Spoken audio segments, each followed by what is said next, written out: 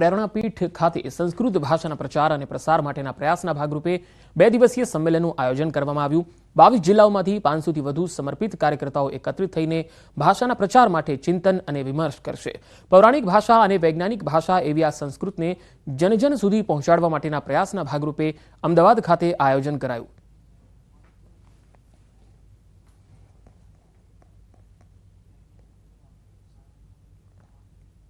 भारती सर्वत्र संस्कृतम सर्वेषां संस्कृतम घेर घेर संस्कृत अपनी प्राचीन मूल भाषा संस्कृत है ए लोक व्यवहार में केवी रीतना आवे एना माटे संस्कृत भारती छेल्ला 45 वर्षथी कार्य करी रही है। डिसेम्बर नजीक आवता ज बुटलेगरो सक्रिय थई जता होय छे त्यारे बनासकांठाना गुंदरी चेकपोस्ट परथी दारू झड़पायो छे। वाहन चेकिंग दरमियान विदेशी दारूनो जथ्थो मळी आव्यो। लक्ઝરી बस राजस्थानथी आवी रही हती। बसमां चेकिंग करता 1536 बोटल विदेशी दारू मळी आव्यो। दारूनी किंमत 2,61,120 रूपिया छे। त्यारे पोलीसे दारू सहित 20 लाखनो मुद्दामाल जप्त कर्यो छे।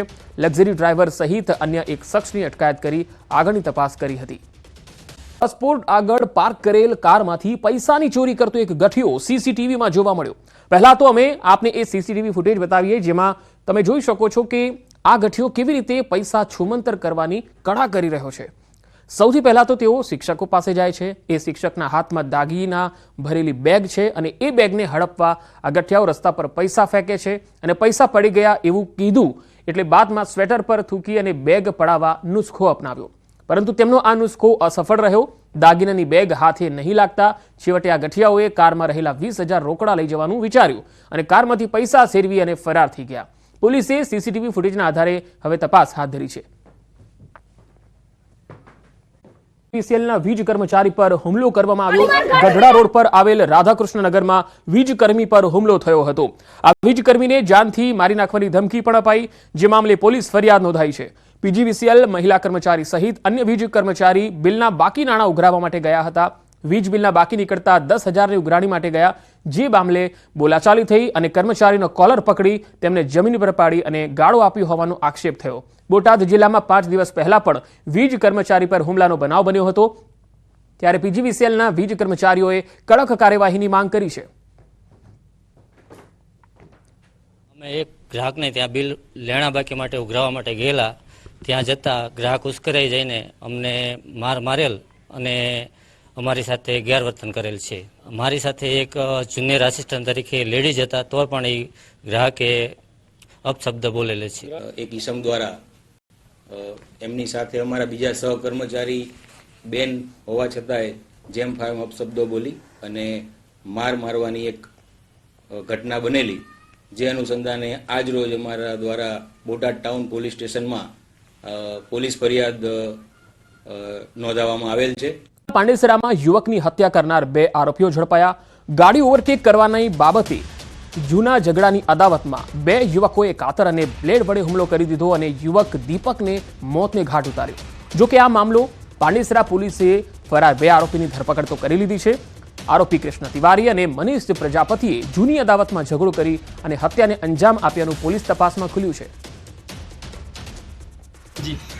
ગઈ તારીખ 26/12/2024ના રોજ વડોદ હેલ્થ સેન્ટરની ગલીમાં એક બનાવ બનેલ, જેમાં ભોગ બનનાર દીપક સાહુને મનીષ પ્રજાપતિ તથા કૃષ્ણા તિવારીએ કાતર અને બ્લેડથી હુમલો કરેલ। ગુજરાતમાં યોજાનાર વકીલોની શપથવિધિ મોકૂફ રહી છે। મનમોહન સિંહના નિધનના કારણે મોકૂફ રાખવામાં આવી છે। ગુજરાત બાર કાઉન્સિલે કાર્યક્રમ મોકૂફ રાખ્યો છે। બાર કાઉન્સિલ ઓફ ગુજરાતે સત્તાવાર જાહેરાત કરી। 9,000થી વધુ નવા વકીલો અમિત શાહની હાજરીમાં શપથ લેવાના હતા। પૂર્વ વડાપ્રધાન ડોક્ટર મનમોહનજી સિંહજી આપણી વચ્ચે રહ્યા નથી અને આ દેશે 1 અઠવાડિયાનો શોક સપ્તાહ જાહેર કર્યું છે। ગુજરાત બાર કાઉન્સિલ 30 તારીખે રાજ્યના 9,000 નવા નોંધાયેલા વકીલોના શપથ ગ્રહણનો કાર્યક્રમ રાખ્યો હતો।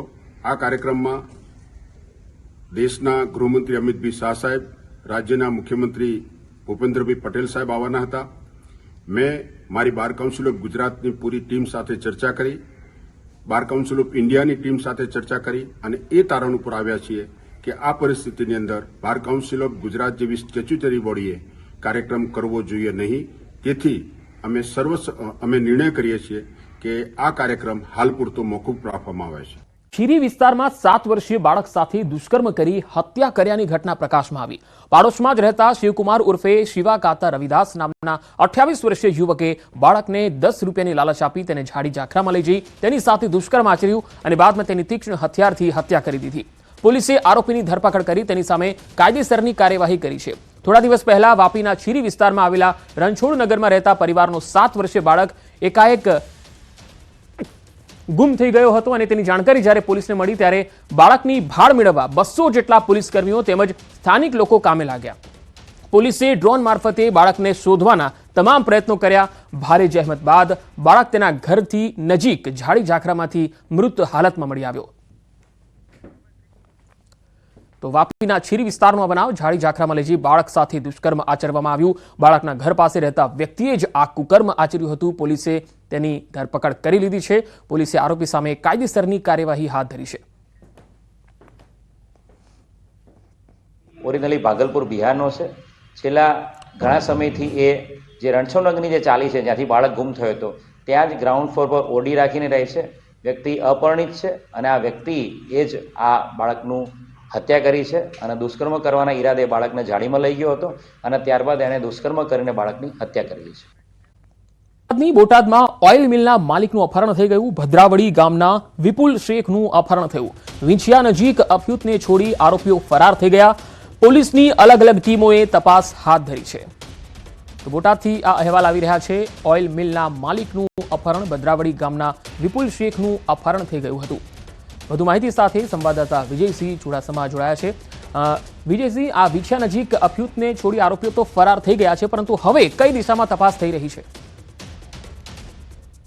બોટાદ તાલુકાના ભદ્રાવડી ગામના ઓઇલ મિલના માલિક છે વિપુલ શેખ નામના યુવાન। તેનું વહેલી સવારે 10 વાગે ભદ્રાવડી ગામ પાસેથી અપહરણ થયું હતું।